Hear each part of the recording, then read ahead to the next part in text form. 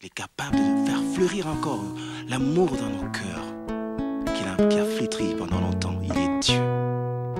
Il est au-dessus de tout, le Dieu de notre pays. Voici qu'il se lève au sommet de la nation pour apporter un élan nouveau et amener ce peuple dans son héritage, afin que notre joie s'exprime au quotidien, redorer encore le blason terni de l'identité de notre nation. Car il est Dieu. Voici un peuple longtemps assis dans les ténèbres, voit se lever le soleil levant, le soleil de la justice. Pour le bonheur de tous, pour la joie de tous. Et nous célébrons le Dieu de notre pays. Mettons nos cœurs ensemble afin de voir l'avènement de cette gloire dans ce pays. Alléluia. Ô Seigneur Jésus, soleil levant, viens régner au milieu de nous. Nous voulons être un peuple qui t'adore. Viens inscrire ton nom dans les annales de la République, Seigneur, dans la paix qui fera lever ta gloire. Que mon pays soit ton sanctuaire, le sillon de ta...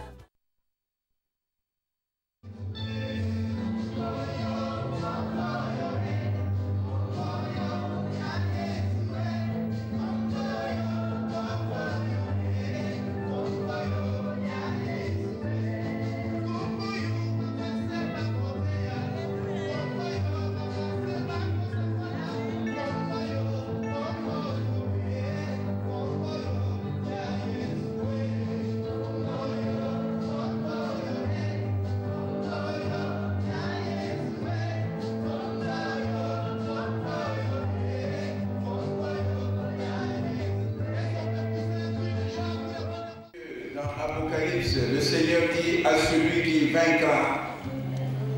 Ça veut dire que nous ne sommes pas venus nous promener sur cette terre, mais nous sommes venus remporter des victoires. Et le Seigneur veut nous donner tout ce qu'il faut comme moyen pour que nous puissions remporter les victoires. Seigneur, merci. Parce que encore aujourd'hui, tu veux ajouter une parole de connaissance à tout ce que nous avons déjà reçu comme connaissance. Merci notre Dieu de conduire nos cœurs à rechercher la victoire dans le nom puissant du Seigneur Jésus. Voilà pourquoi nous te présentons ce temps. Que ce soit un temps béni par toi. Que ce soit un temps où la distraction s'en va. Et que ce soit un temps où tu nous enrichis. Et nous voulons être enrichis. Amen. Eh bien, nous allons écouter la parole de Dieu. Vous avez reçu tous des invitations. C'est un séminaire qui est sérieux.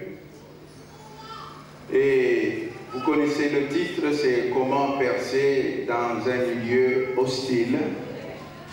C'est d'une manière générale le thème de ce séminaire. Et ce séminaire va nous être donné par le serviteur de Dieu de formation. Et qui dit formation pense aux hommes. Il est docteur en médecine, mais consacré par le Seigneur. Et par sa consécration, il est serviteur de Dieu, il est pasteur, il est le représentant légal de l'Église La Louange au Congo. Alléluia. Et l'Église La Louange rassemble plusieurs assemblées. Et c'est avec joie que nous voulons recevoir l'homme de Dieu afin qu'il puisse nous transmettre ce que le Seigneur a mis dans son cœur, afin que nous puissions savourer le chemin de la victoire.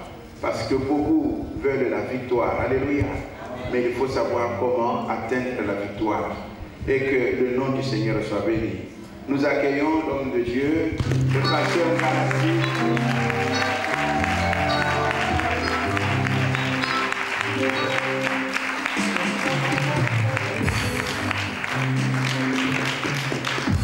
Amen. Mettons-nous. Merci Papa Nestor, merci Maman Anthony, merci l'Assemblée du plein évangile. Nous sommes déjà en famille. Amen. Merci Seigneur pour l'opportunité que tu nous donnes d'apporter encore ta parole. C'est une grâce. Les beaux sourires aux voisins de gauche et de droite. Et tu peux peut-être le saluer, tu ne l'as pas vu hier, tu ne l'as pas vu peut-être pendant la semaine. Si ton voisin n'est pas intéressant, et percé dans un environnement hostile. Comment vaincre les obstacles de la vie et percer dans un environnement hostile. Bien aimé, c'est un sujet, nous le croyons, important dans nos vies.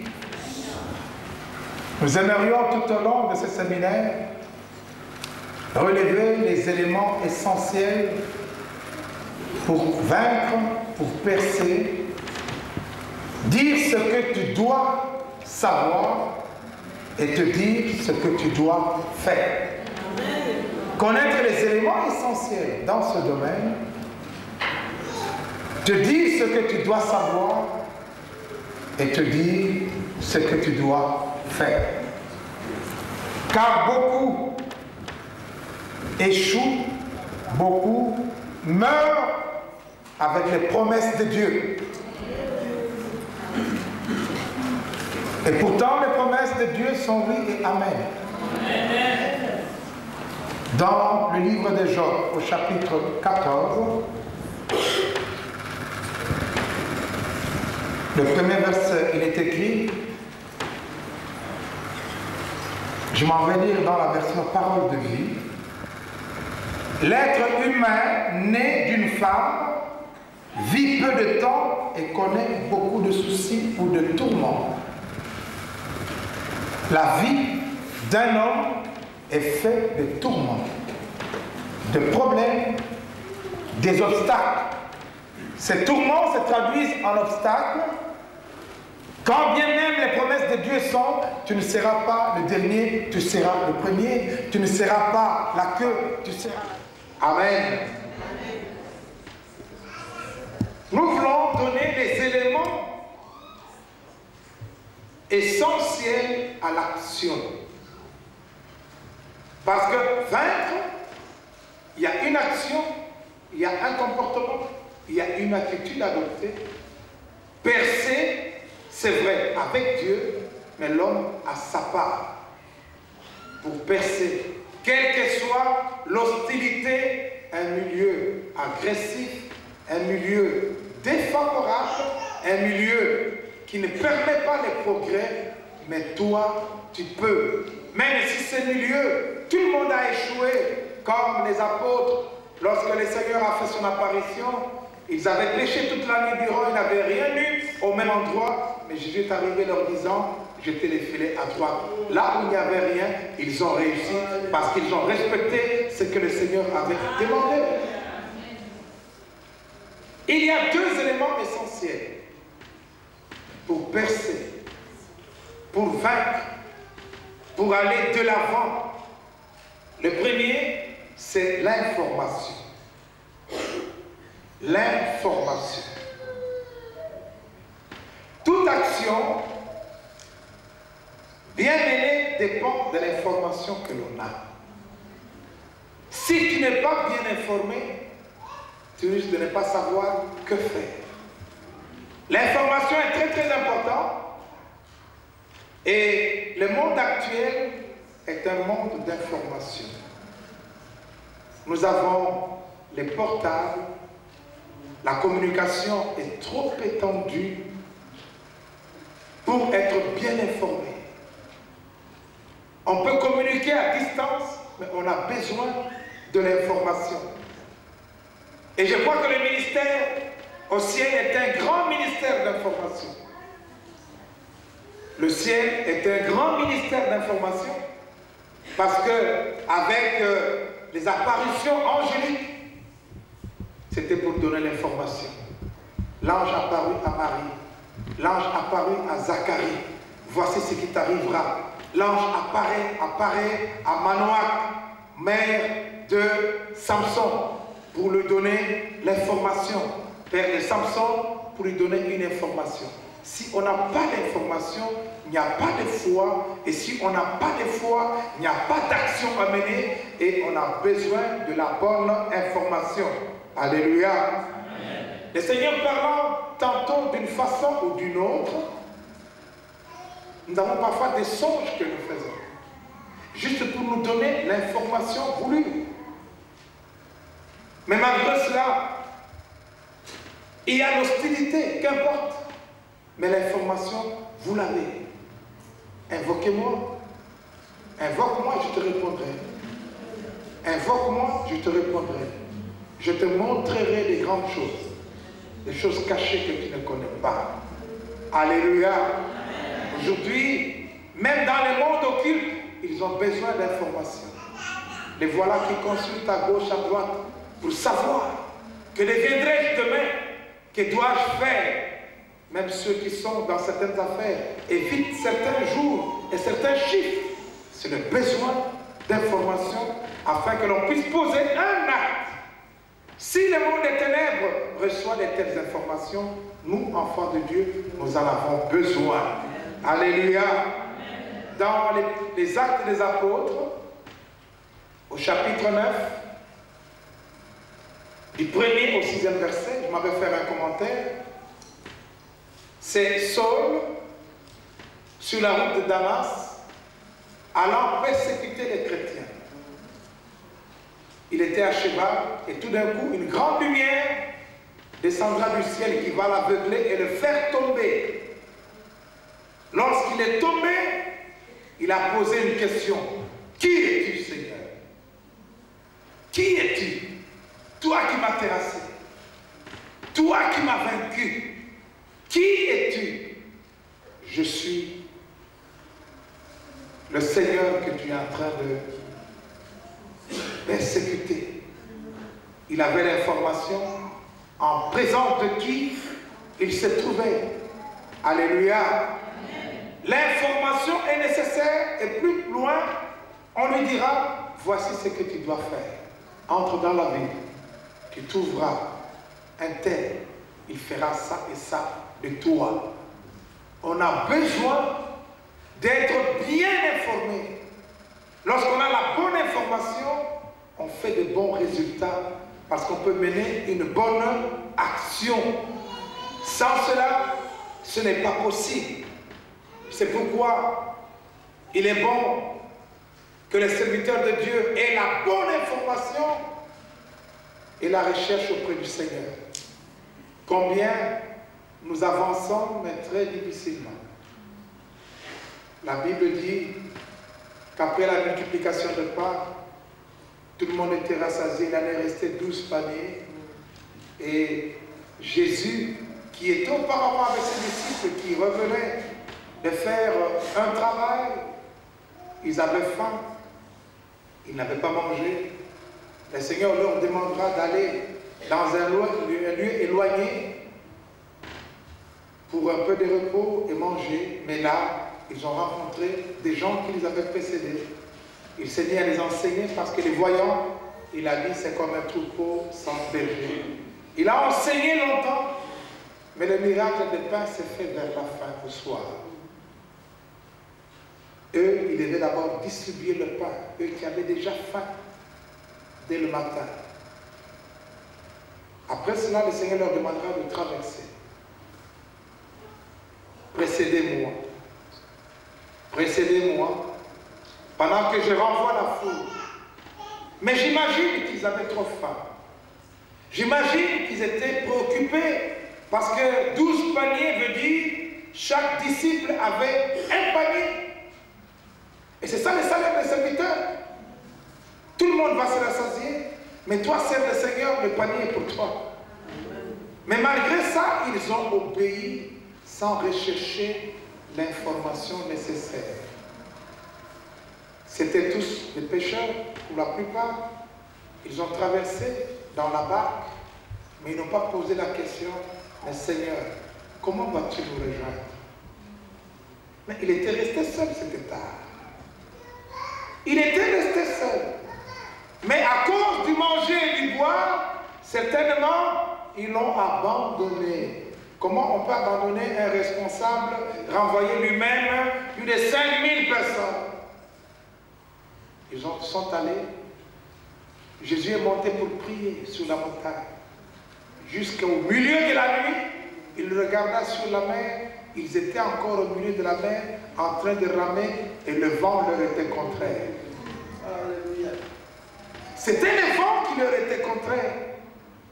C'est comme si tout le monde des ténèbres disait, comment avez-vous pu abandonner votre maître? Lorsque Jésus, vers les petites heures du matin, est venu marchant sur les eaux, il est entré dans la barque, il n'a fait aucune prière, il n'a pas menacé les vents, mais le vent s'est arrêté parce qu'il est entré dans la barque. Il y en avait un qui avait compris, Moïse, quand bien même le Seigneur lui a dit, va, j'envoie un ange avec toi. Il a dit non, si toi tu ne viens pas avec moi, je ne bouge pas. Je n'ai pas besoin d'avoir trop d'obstacles, je n'ai pas besoin d'avoir des difficultés. C'est toi qui m'envoies, je veux être avec toi. Alléluia. Si tu as la bonne information, tu pourras mener la bonne action et tu vas percer, quels que soient les obstacles. Amen. Le second élément que nous devons connaître pour percer, c'est l'intelligence des temps. Chaque chose a son temps, dit-on. Mais il faut savoir quand agir, quand parler, quand faire la chose. Beaucoup échouent parce qu'ils ne connaissent pas le temps. Même si Dieu t'a dit, tu deviendras responsable. Dieu a prophétisé, tu deviendras pasteur. Mais les temps, les moments, est-ce que tu le connais? Ce n'est pas parce qu'il a dit que tu t'auto-proclames. C'est plein d'autoproclamation. En Angola, tout le monde est prophète. Il y a peu de pasteurs d'ailleurs. C'est des prophètes et des prophètes. Qui a fait de toi prophète? Parce que tu prophétises? Non. Mais la notion de temps, vous lirez dans Ecclésiaste, chapitre 9, 11 à 12.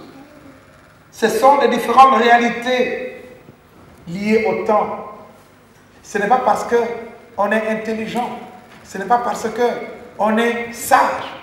N'ajustant pas au temps voulu, on risque d'échouer. Alléluia. Amen. Amen.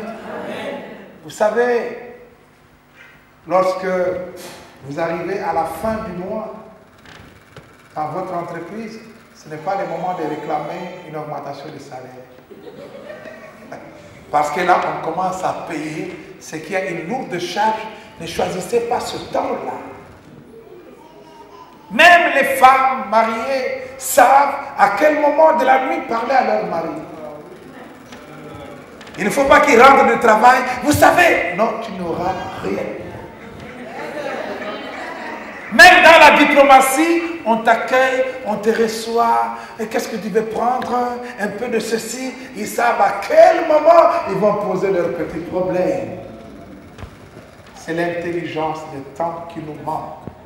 Ce n'est pas parce que Dieu a dit que tu dois agir ne connaissant pas le temps.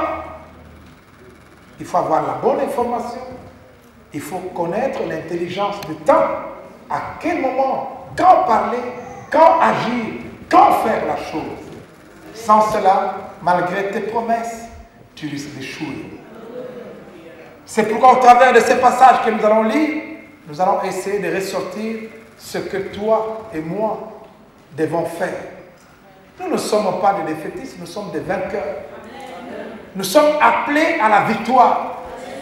Parce que la Bible dit, je ferai venir auprès de toi les fils de la synagogue de Satan, qui se disent juifs et qui ne le sont pas. Je les forcerai à fléchir les genoux au-devant de toi, et ils reconnaîtront que je t'ai aimé. On ne peut fléchir les genoux que devant quelqu'un qui a de l'autorité, un vainqueur. Lorsqu'un grand homme entre ici, nous nous inclinons tous. Tu es un vainqueur, mais tu vis comme un défaitiste, comme un malheureux. Je me souviens au début de ma conversion, le Seigneur s'est moqué de moi en disant, tu sais, tu as une arme très puissante, mais comme tu ne sais pas l'utiliser, Satan se moque de toi. Il commence à te bousculer, il est sûr que tu ne pourras pas l'utiliser. Parce que tu ne sais pas. Parce que tu ne sais pas que celui qui est en nous est plus fort que celui qui est dans le monde. Parce que tu ne sais pas, tu as oublié. Tu as oublié. C'est peut-être Bruxelles qui te fait oublier. C'est peut-être l'hostilité de la vie, les difficultés, les obstacles te font oublier ce que tu es en réalité. Dans le premier livre de Samuel,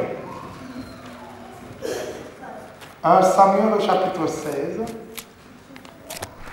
mais il ne sait pas comment l'exécuter parce qu'il y a l'hostilité qui est Saül, s'il la prend, il va le tuer. Et le Seigneur lui donne une ligne de conduite, une sagesse, ce qu'il doit faire. Prends un agneau, lorsqu'on te posera la question, dis-leur, je viens offrir un sacrifice. Il est allé, il a appelé les anciens, en le voyant, il savait que cela annonçait quelque chose. Frère, est-ce que tu nous annonces une bonne nouvelle? Parce que lorsqu'un prophète se pointe quelque part, c'est que le Seigneur lui envoie avec un message très précis. Il a dit non, je viens offrir un sacrifice. Préparez-vous, purifiez-vous. Le même ordre ou la recommandation sera faite à Jessé et à sa famille. La sagesse est très importante. Nous l'avons appris dans les Ardennes, combien le manque de sagesse fait échouer beaucoup de choses. Et voici que Jessé amène au fur et à mesure ses enfants. Le premier, ce n'était pas lui, malgré sa beauté, sa grandeur, son apparence. Le second, Abinadab, ce n'était pas lui. Le troisième, Shama, ce n'était pas lui. Jessé fera passer ou présentera tous ses fils à Samuel. Mais il y en avait encore un qui n'était pas là, qui vivait loin, qui était presque abandonné, rejeté, parce qu'il y a des tâches que l'on réserve à certains rejetons de la famille, à certaines personnes. Et le milieu où ils exercent ce travail est un milieu très hostile. Élever les brebis, c'était aller ou faire face au lion, à l'ours et à tout cela. Et il était seul, cet homme. Lorsqu'il combattait l'ours, il revenait faire certainement un rapport à sa famille. Que disaient les pères et les frères? Bon, que le Seigneur t'aide. Personne ne l'accompagnait parce qu'on l'a attaqué au fur et à mesure des temps. Mais malgré cela, il est resté seul. Et voici qu'on va loindre de l'huile devant ses frères. Certainement, Samuel n'a pas dit pourquoi il le faisait. Parce que s'il avait dit, l'hostilité serait dans la famille. Vous savez, Joseph, lorsqu'il a eu un songe, que sa botte était au milieu, que la botte des autres l'entourait, s'inclinait, l'hostilité était entrée dans la famille à cause de cela. Il était haï, il était vendu, il était rejeté. L'hostilité se trouve partout. Si aujourd'hui, on te disait à toi, c'est toi le président de la République du Congo demain, l'hostilité va commencer ici. Nous croyons que chez nous, ça devait être mon Congo. Comment ça? Il est de quelle tribu? Nous croyons que ça devait être Moulouba. Nous croyons que la guerre va commencer là. C'est pour qu'il y a des choses que le Seigneur adresse à la personne seule. Comme il avait fait à Samuel, à Saül, aidé par son serviteur qui lui a montré le chemin. Mais lorsqu'il fallait dire des choses importantes, Samuel a dit, laisse partir ton serviteur, arrête-toi et je te dirai ce que Dieu veut de toi. N'oubliez pas que l'hostilité est partout. N'oubliez pas que ton ami, lorsque tu es béni, peut devenir hostile. N'oubliez pas que le combat peut commencer là. Si tu n'es pas important, tu n'as pas de problème. Mais si tu commences à devenir important, à percer, tu deviens un problème pour tout le monde.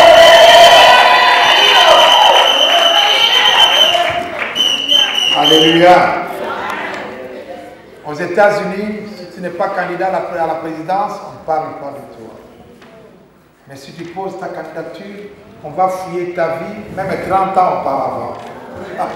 On va chercher des choses pour t'empêcher de percer. Il y aura des obstacles. Et David a été loin sans que Samuel dise à tout le monde pourquoi tu fais ça. Il leur a laissé leur discernement. Mais l'Esprit de Dieu était sur David et ne l'a plus quitté. Mais David savait. Je ne sais pas comment. Peut-être que lorsqu'il loignait, les autres étaient là. Samuel a dit, j'étais loin, roi. J'étais loin, roi. Ne dis à personne, même pas à ton père. Même pas à tes frères là. Mais l'Esprit de Dieu ne l'a plus jamais quitté. Il est retourné à son travail. On l'a même recherché parce que voilà comment Dieu prépare les choses. Laisse Dieu faire les choses. Ne laisse pas intervenir les gens. Ne va pas supplier, vous ne voyez pas. Dieu sait quand les moments. On cherche un musicien et les bons musiciens, c'est David encore. Voici le plan de Dieu qui est en marche. Il avait l'onction sur lui, mais le plan était en marche. Il se taisait. Il attendait les moments de Dieu. Aujourd'hui, si tu as une prophétie, Dieu a dit, vous n'avez pas entendu. Même si nous avons entendu, frère, tu ne peux pas te taire. Alléluia. Oh, combien de fois je dis au Seigneur, si tu veux parler de moi, ne dis pas devant tout le monde, je t'en supplie, Seigneur. Tu ne sais pas quelle hostilité, quel combat autour de moi. Alléluia. Amen. Amen. Voilà, il a été au service de salut. Ce que tu dois savoir, pour vaincre les obstacles et percer, c'est que Dieu, premièrement, Dieu est le seul maître de ta vie et de ton histoire. Amen. Tu dois le savoir. Dieu est le seul maître de ta vie et de ton histoire. Il faut avoir la connaissance de Dieu dans ta vie. C'est Dieu seul qui mettra un point à ton histoire. Même si les gens ont dit, même si la médecine a dit, même si, mettez une virgule. Parce que la fin de l'histoire, c'est Dieu qui l'écrira. David était dans la brousse, mais sa place n'était pas là. Il devait être ailleurs. Mais il était encore là. L'histoire, ce n'était pas fini. Là où je suis, ce n'est pas là où je serai. L'histoire continue. Ce n'est pas parce que je souffre aujourd'hui. Et d'ailleurs, il y a un adage chez nous à Lingala qui dit Mwana mobali soka kufina noteko sekaete. Tant que l'homme est encore vivant, ne te moque pas de lui. Parce que la fin de l'histoire, tu ne la connais pas. Tu te moques de ton mari aujourd'hui, il n'a pas de travail. Tu ne connais pas la fin de l'histoire. Tu ne connais pas la fin de l'histoire. La Bible dit dans Michée, ne te moque pas de moi, mon ennemi, même si je suis tombé, je me relèverai. Pas de moi aujourd'hui, mais je me relèverai. Ton histoire, ta destinée est entre les mains de Dieu. Il faut que tu le saches. Que les hommes te déçoivent. Ne sois pas étonné. Lorsque tu es appelé à percer, on sera contre toi. Ne dis pas pourquoi ne m'aime pas. Ne cherche même pas à savoir ça. Toi avance, c'est comme ça que les choses sont.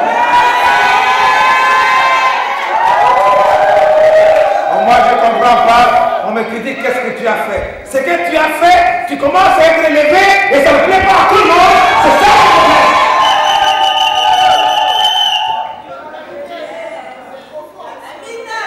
À moins que tu ne sois pas un vainqueur. Même Jésus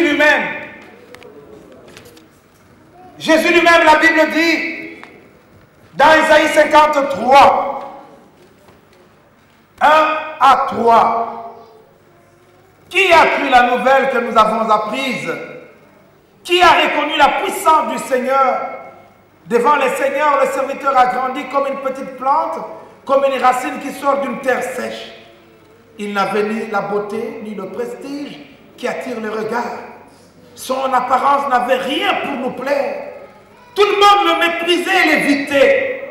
C'était un homme qui souffrait, habitué à la douleur. Il était comme quelqu'un que personne ne veut regarder. Nous le méprisions, nous le comptions pour rien. Et pourtant, c'était lui. C'était lui le vainqueur. C'était lui la pierre, la principale de l'âme. C'était lui, mais il n'avait pas l'apparence. Être méprisé, mais oui, tu vas l'être. Il y a quelqu'un qui m'a dit, derrière un serviteur de Dieu, ah, Dieu exagère. Il me l'a dit en face. Ah non, je dis, frère, pourquoi? Il dit, Dieu est injuste. Tu traites Dieu d'injuste. Il dit, oui. Toi, on t'a tout donné. Hein? Tu chantes, tu joues la guitare, tu prêches. Hein? C'est pas juste. Je dis, frère, que ton cœur ne se trouble pas. Pourquoi il n'a pas. Alléluia. C'est celui-là qui a commencé avec toi, la chorale, sur du Perse. Nous avions commencé avec lui, d'ailleurs, il ne chantait pas très bien. Tu es jaloux. D'ailleurs, à l'école, il était le dernier, alors nous ne comprenons pas. J'étais plus intelligent que lui. Mon frère. Amen. Tu ne connais pas son histoire. Il ne suffit pas d'être premier à l'école pour être premier partout dans la vie. Alléluia. Deuxièmement, il faut que tu saches que si tu es le choix de Dieu, il va te justifier. Si tu es le choix de Dieu comme David, Dieu te justifiera. Quel que soit le problème. N'allez pas faire des explications, vous savez, dans cette affaire, je n'y étais pour rien. Arrête de te justifier. Pourquoi tu veux expliquer à tout le monde ce qui est inexplicable? C'est parce que tu es appelé à vaincre qu'il y a des choses comme ça. Tais-toi simplement, lève les yeux, regarde à celui-là. Tu veux que tout le monde soit bon. Si le bois vert, on lui a fait ça, et toi le bois sec, et pourquoi tu te lamentes? Pourquoi tu te lamentes? Lorsque l'arbre porte du fruit, on lui jettera des pierres. Même lorsque Jésus, il était tout petit, et que le roi a appris qu'on est allé l'adorer, lui le tout petit, il a dit, fais-le-moi connaître que j'ai aussi l'adoré. Et dans son cœur, c'était pour l'éliminer. C'est pourquoi, même dans ton histoire, ne raconte pas. Tu n'as pas de grossesse, à peine 2 mois. Oh, je suis enceinte. L'hostilité va commencer. Tu peux trouver du travail. Le premier salaire s'appelle prémisse. Toi, tu dis, comme chez nous au Congo, on envoie chez les papas. Tu crois que c'est dans la joie. On peut te bloquer. Il y a un frère, il a terminé, l'unique personne dans leur famille ayant un diplôme universitaire, on l'appellera quelque part en famille, viens me présenter ton diplôme, parce que moi je n'ai jamais vu un diplôme universitaire. Et on a bloqué les choses. Mais si tu es le choix de Dieu, quel que soit le blocage, Dieu te justifiera. Il faut que tu le saches. Alléluia. Nous savons qu'un adage dit les chers à boire, la caravane passe. Ne faites pas attention. Et d'ailleurs, les souverains sacrificateurs dans les temps avaient des robes avec des clochettes. pour qu'ils n'entendent que les bruits des clochettes. Même si on critique, je n'entends que les bruits des clochettes. Parlez comme vous voulez, je n'entends que les bruits des clochettes. Marche, dis seulement ce que Dieu veut. Parle, agis comme Dieu veut. N'entends rien de l'extérieur. Je vais vous prouver qu'il y a des choses drôles qui se passent. Je vais faire un test. Tu peux venir, Jean.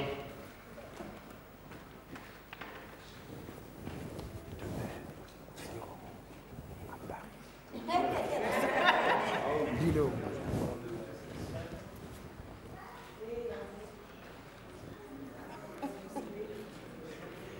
Dis-le.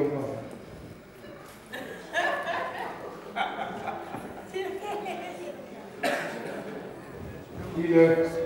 Henri.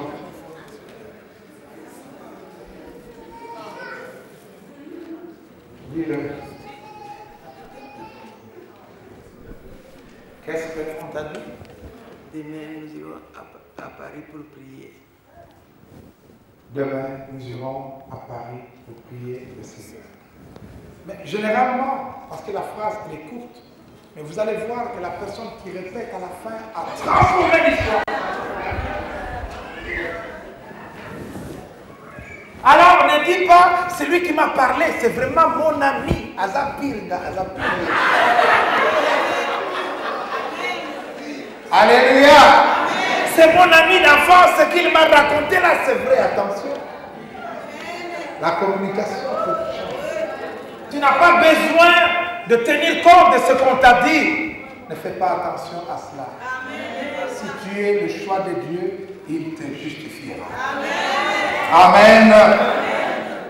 Troisièmement, tu dois savoir que si quelqu'un a la grâce, il a la grâce. Si quelqu'un a la grâce, il a la grâce. On ne combat pas la grâce. Marche avec son serviteur, tu arrives. Non, moi je ne crois pas. Je pense que tu penses quoi? Tu veux faire quoi? On ne peut pas combattre la grâce. Celui qui a la grâce, il a la grâce.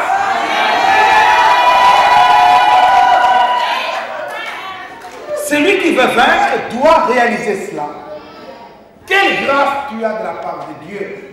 Quel appel tu as de la part de Dieu? Ce n'est pas qu'on a mérité. Nous ne méritons rien. Tout est grâce. Et voici la grâce que Dieu m'a fait dans tel domaine. Dans tel domaine, sache que c'est une grâce. Personne ne peut combattre la grâce. Une grâce reste une grâce. Ce n'est pas à cause de tes études. Ce n'est pas à cause de ton niveau. La Bible dit, ce n'est ni par la force, ni par la puissance, c'est par l'Esprit de Dieu que ces choses accompliront. Et cela est une grâce. Alors arrête de combattre une grâce. Arrête de combattre une grâce. Conduire une église comme celle-ci, c'est une grâce. Tu ne sais pas où la grâce a commencé et tu viens, moi je pense que tu penses quoi? Tu veux dire quoi? Il chante bien, il joue bien, mais c'est une grâce. Quelqu'un a dit, je ne sais pas qu'est-ce que je vais donner à Dieu, mais mes doigts ici qui savent bien jouer la guitare, Seigneur, merci, c'est une grâce. Parce que tout le monde ne sait pas faire ça. Alors ne combat pas la grâce. Dites au voisin, une grâce, c'est une grâce.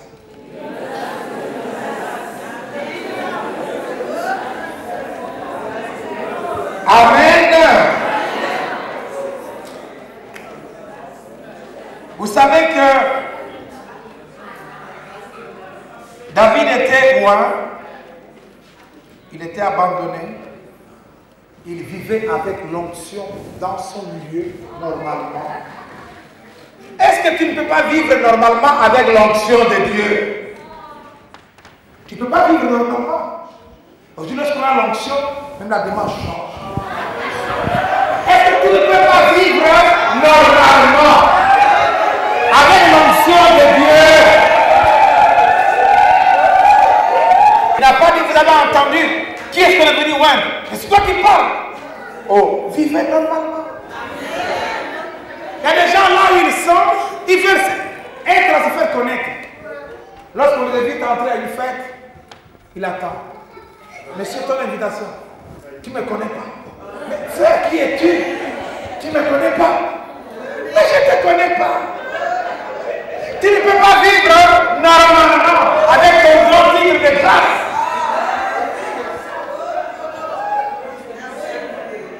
Malgré l'onction qui est en nous, apprenons à vivre normalement. Fais-le et tu vas vaincre. Pourquoi il a vécu normalement? Dieu ne choisit pas n'importe qui. Il était à garder les brebis. Il est comparable à Jésus lui-même, le véritable berger, capable d'abandonner les 99 brebis, aller récupérer les 9 brebis dans la gueule du loup, dans la gueule du lion, dans la tête de l'ours. C'était l'apprentissage pour diriger un peuple. Toi, tu n'as jamais été même un responsable de l'écodine, même un responsable de rien, même pas encadrer un groupe. Tu veux être pasteur.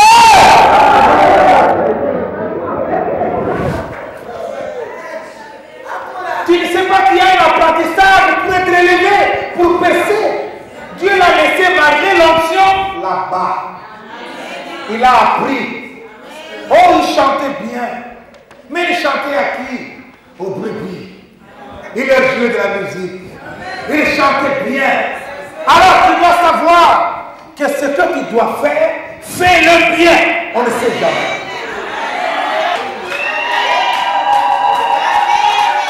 Ce que tu dois faire, fais-le bien. Ce n'est pas pour les hommes, mais Dieu sait. Il jouait seul devant un auditoire de brebis. Il n'a pas regardé qu'il y avait une fille là-bas pour bien jouer. Non, il jouait bien pour les brebis. Si tu es dans une commission, ce que tu dois faire, fais-le bien. Si on t'a confié une charge, ce que tu dois faire, fais-le bien. Tu es dans les ménages, même à Bruxelles, ce que tu dois faire, fais-le bien. Tu ne sais pas où tu vas aboutir.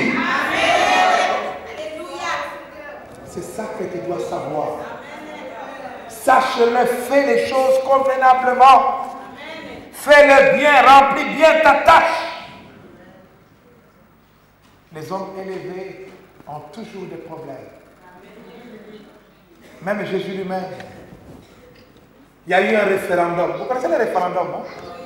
Ah, il tend déjà. Ne cherchez pas à savoir qui tu es. Qu'est-ce qu'on pense de toi? Tu peux être déçu si tu veux percer. Bon, si eux pensent comme ça, mais vous, qui dites-vous que je suis? Un seul a dit que le Fils de Dieu. Peut-être qu'un seul peut dire et reconnaître la grâce et le ministère. Un seul. Même si tout le monde ne le connaît pas, ce n'est pas un problème. Vous ne savez pas que Dieu m'a choisi, ce n'est pas un problème. Il y aura un témoin qui dira qui est serviteur de Dieu. Mais le seul. Alléluia. Amen. Fais bien ce que tu dois faire. Fais bien ce que tu dois faire. Cela te conduira très loin. Mais sache aussi que le vainqueur, celui qui veut percer, a la mentalité du vainqueur. La mentalité du donateur. La mentalité du donateur. Qu'est-ce que le père de Jessé a fait? Lorsque David lui a demandé quelqu'un, il a pris un chevreau, il a pris du pain, il a mis sur l'âne, amené-lui. Est-ce que le roi avait besoin d'un chevreau ou d'une âne, du pain? Mais on ne va même pas voir le roi les mains vides. Et lui n'était pas quelqu'un qui commandait, c'était quelqu'un qui avait cette onction et qui savait. Alors apprends à donner, car il y a beaucoup plus de joie à donner qu'à recevoir. Et c'est ça la mentalité du vainqueur.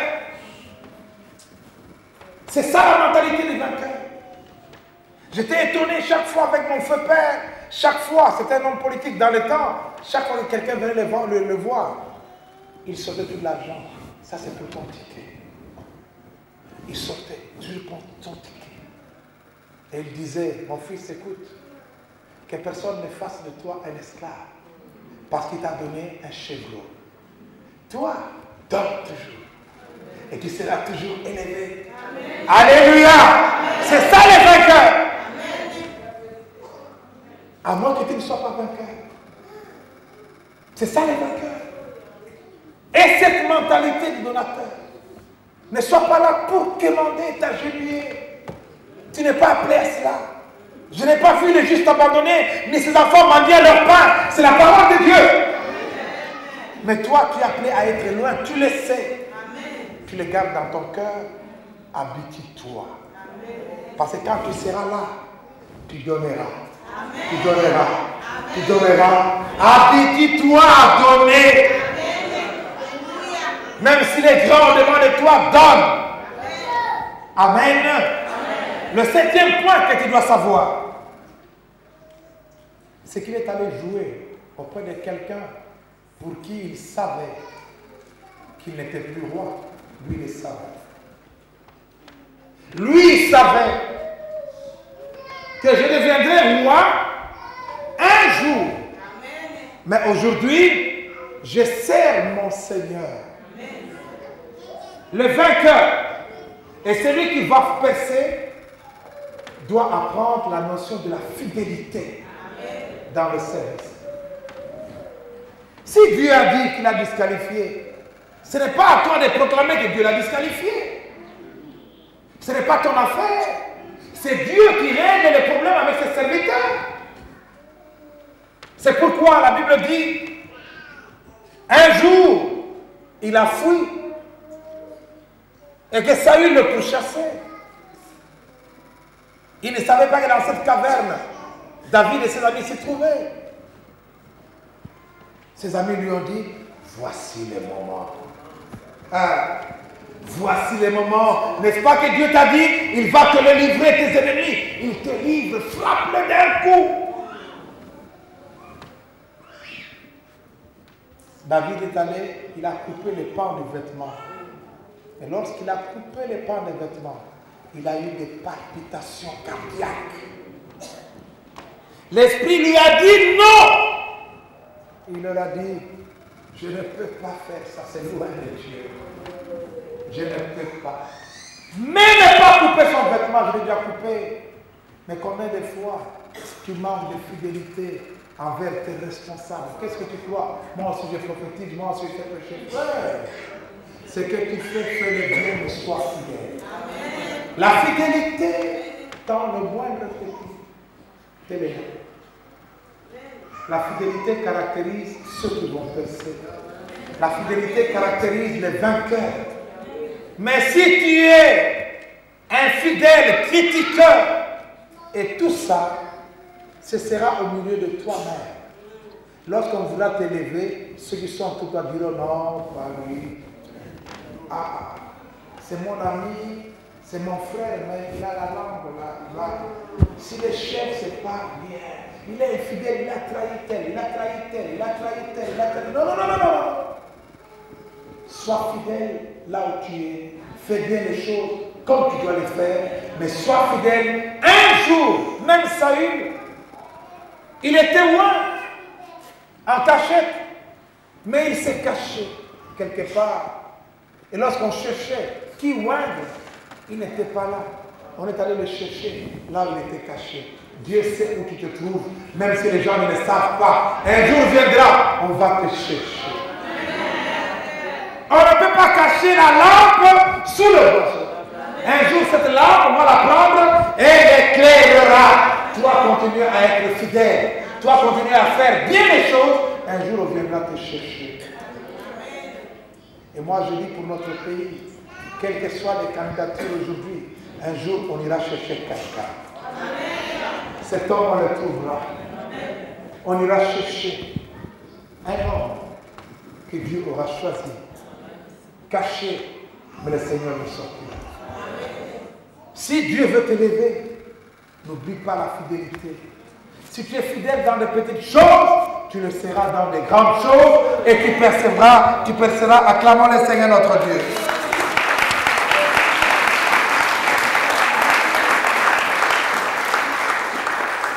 C'est ça que tu dois savoir. Ta vie est entre les mains de Dieu. Ton histoire, c'est lui seul qui la détient et qui l'écrira. N'oublie pas ça.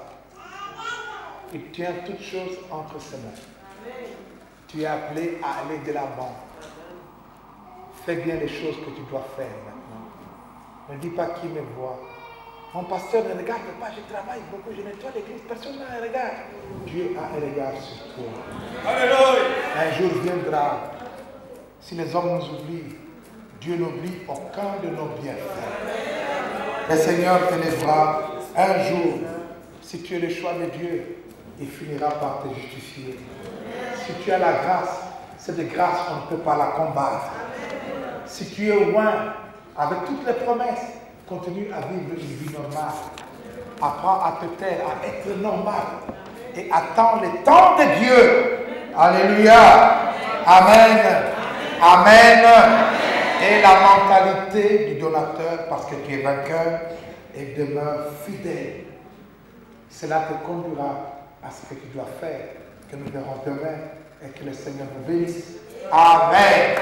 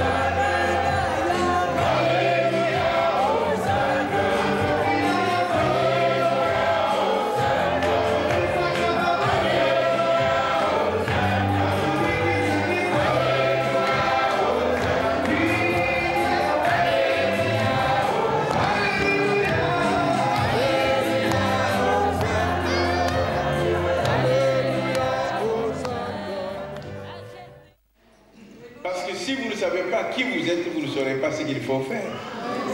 Alléluia. Donc je crois qu'il faut aller méditer ce soir. Regardez les différents points qui ont été évoqués. Et le conseil que je vous donne hier, c'est hier. Alléluia. Ne regardez plus à vos échecs d'hier. Aujourd'hui, c'est un nouveau jour. Alléluia. Peut-être vous êtes là parce que Dieu a déjà entendu vos cris. Dieu a vu votre souffrance et il a décidé de mettre fin à ces souffrances. Donc n'ayez plus le regard tourné vers vos souffrances. Mais voyez ce que Dieu veut vous enseigner pour demain. Alléluia. Amen. Alléluia. J'ai retenu l'information. Qu'il fasse luire sa face sur vous, qu'il vous conduise de sa main puissante de victoire en victoire. Afin qu'en vous voyant, que l'on témoigne qu'il est Dieu, qui amène à l'existence ce qui n'existait pas, qui utilise des choses vives pour confondre la sagesse de ce monde, et qui fait grâce à qui il fait grâce. Car c'est à lui seul qu'appartient le règne, la puissance et la gloire pour les siècles des siècles. Amen.